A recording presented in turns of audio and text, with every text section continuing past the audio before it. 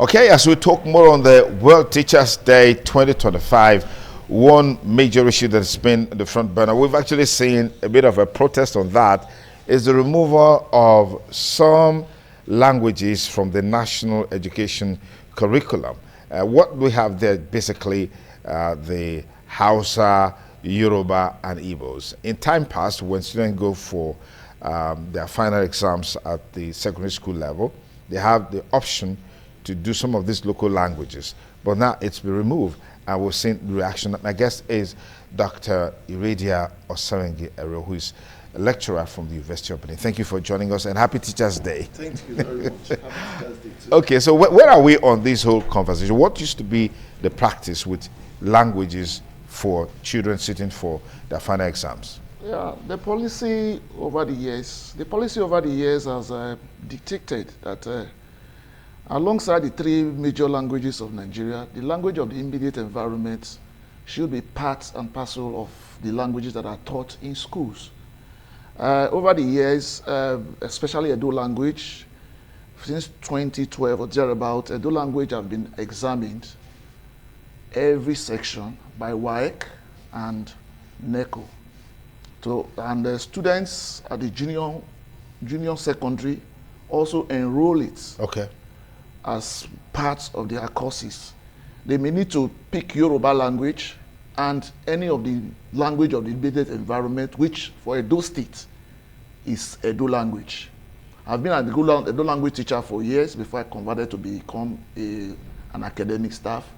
And all the year we'll be preparing students to do this exam.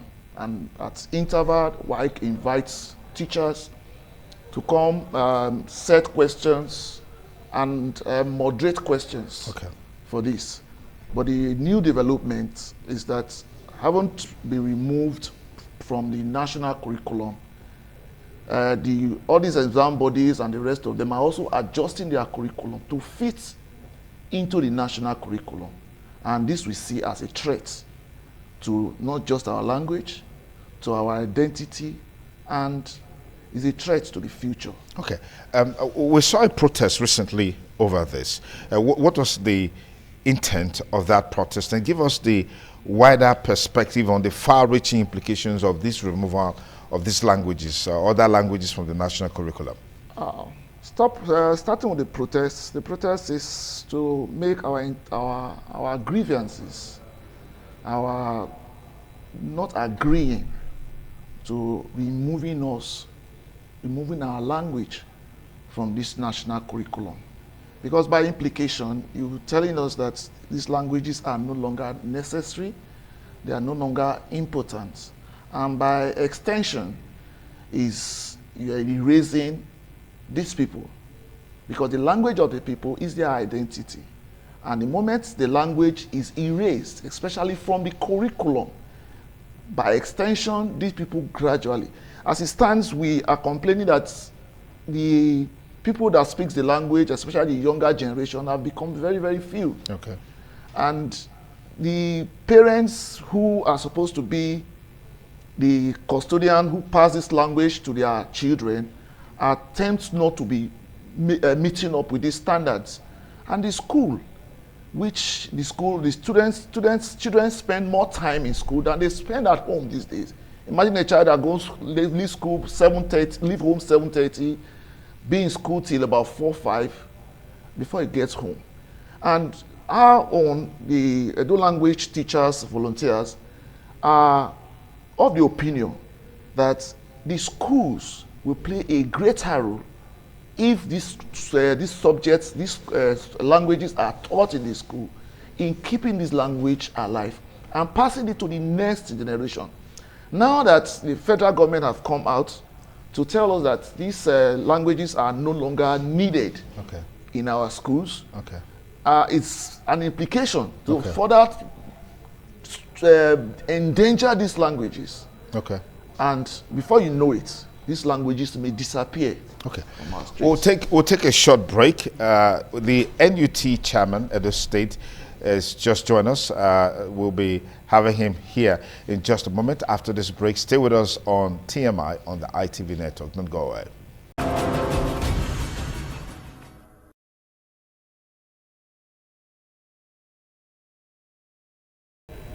Many thanks again for rejoining me on the show TMI on the ITV network.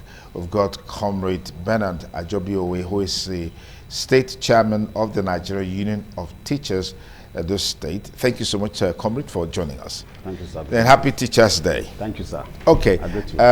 In the days of yore, they will say a teacher's reward is in heaven. But we are saying today that we should have the reward now. Well, what do you make of the challenge of the shortfall of teachers, manpower, which is a major talking point, and then the issue of welfare and living wage for teachers? Yeah, thank you, sir. Good morning. That is my name you have mentioned. Actually, there is a gross shortage of manpower in our schools.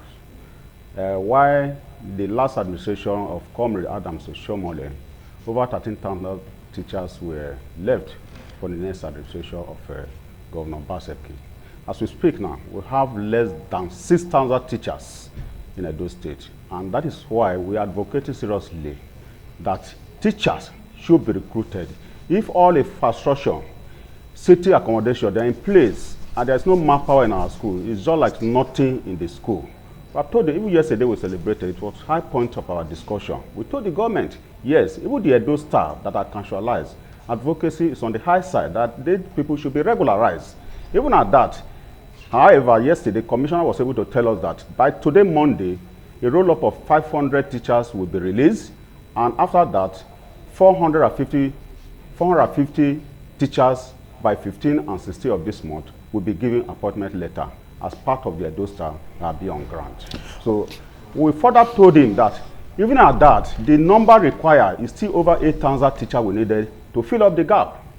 Okay, now I'm concerned by this shortage of manpower, like you highlighted, that during the term of Comrade Adams Oshomole, I had about, is it 13,000 teachers, yes, in the Edo State teaching service, so to speak. Of course. Okay, then from there it reduced to 6,000. Yes. What happened? Yes. Were they sacked? Were they retired? Or they resigned? What happened? Why, what led to that shortfall? All this long period, there was no recruitment of teachers, and teachers were continuing retiring.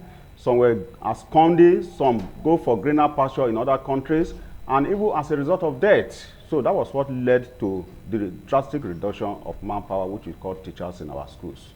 We heard about the present government under Governor Monday Okpebolo recruiting teachers, but it looks like these it just materialized now, arising from the meeting you had with the commissioner yesterday, where you talked about rolling out 500 and maybe another 450. What is really the what can we take out of this conversation that is believable? Well, even before this morning, a number have been released, over 200 out of the one to be released this morning, which I saw on the platform. Okay. And there was a strong assurance by Mr. Commissioner yesterday that on 15th and 16th of this October, that all the Edo Star fellows should come to the government house to collect their letter, and not just collecting letter, they should put on white. It's a signal that, yes, the promise is a reality.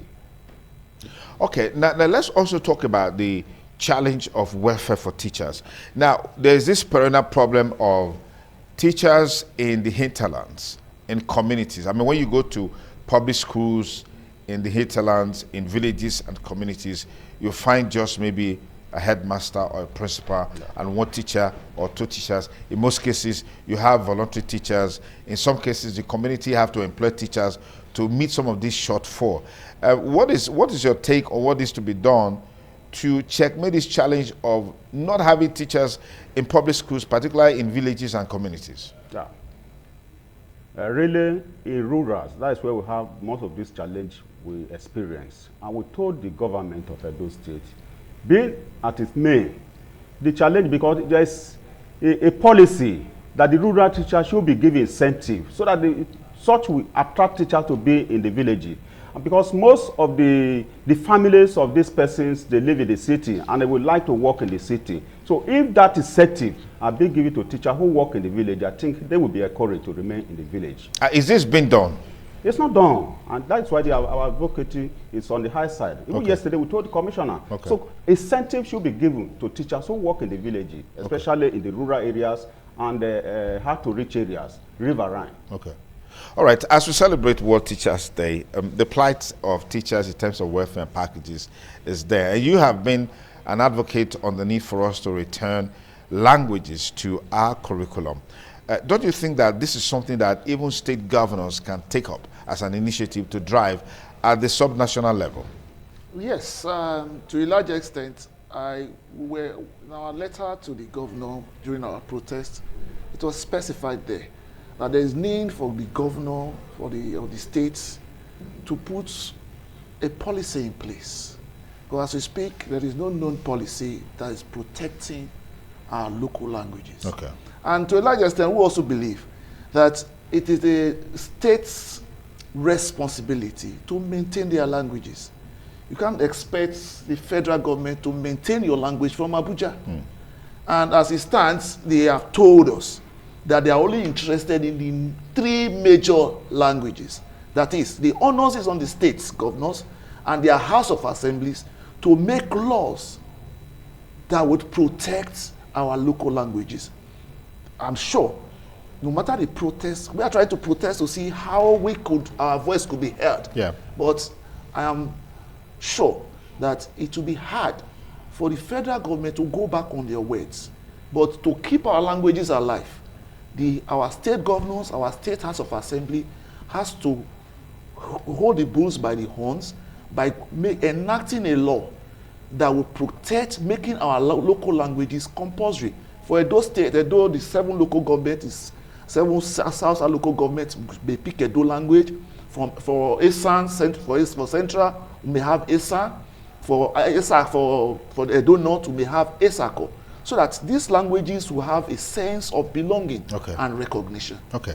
Let me come to you, Comrade Bernard, as we begin to bring this conversation to a close. The issue of the teaching profession is always a major thing to talk about, because we are seeing some level of lack of interest in the teaching profession, largely because of remuneration, welfare, and all of that. What is the far-reaching implications of this trend that we are seeing? Because you mentioned that, one, teachers who passed, they've not been replaced. Some are leaving for greener pasture. I'm sure a large percentage of teachers are going for greener pastures. And the few who are even coming in, they may not necessarily have the interest of teaching. May just have it because they've looked around, like they say, when the preferable is not available, the available becomes the preferable. Let me get your take on that. Okay, thank you very much. You see, as an average student in school today, the tertiary institution, actually, if you ask, what would you like to become when you finish your school? Even in education, those students studying education, they will tell you that they don't want to be a teacher, just because the job or the profession is not made attractive to those who are even serving it, because it's a confirmatory evidence that teachers, even in the world, they look at teachers wretched. Because why? Like in primary sector now, for example, when the state worker receives their salary 26, 27, you see the primary sector, the primary teachers will now be receiving their salary crossing to the first and second week of the succeeding month. So such is not an encouragement for anybody becoming a teacher. 2, the incentive that are attached to teaching profession is not being implemented by government, nor even the state government. Like I told you, the incentive in the village rurals, teachers who serve there, they are not being paid. So there are other allowances that are accrued to teaching profession, but all these are not recognized, especially as a teacher. Your child is supposed to have a right to free education, even up to tertiary education, but all these are undermined. As a teacher, your child is supposed to have free education yes, even up to tertiary level. Yes. Interesting. Yes. Interesting. Like the law signed by the Babangida administration. Yeah, administration, which also enclose what we call the elongation of service of 65 and 40 years of service. So it's a package. Okay. All these are included in it, but government undermined it. Those are the disadvantage that people look, why should I become a teacher when all that are accrued to them are not being recognized by Okay, as we celebrate World Teachers Day, I mean, we're still in the mood of celebration, even though it was yesterday. What's your message to teachers? Sure, yes. Teaching profession is a calling. Like I told them, be committed. like the saying of the old that you told me that yes, No, that I'm not teachers the one reward. who said it. I heard it. Teachers I've heard reward that he's in heaven. Yes. So we are encouraging ourselves. Okay. We will not longer expect our reward in heaven. Okay. We will get our reward right. Absolutely, and I agree with you. Absolutely. So that is the message I pass. We remain committed All and right. firm because we are nation builders. So All right. we expect by tomorrow those who are molding, they should recognize that yes, this is those they pass through, and also they should change the narrative of teaching profession. Fantastic. What's your final word?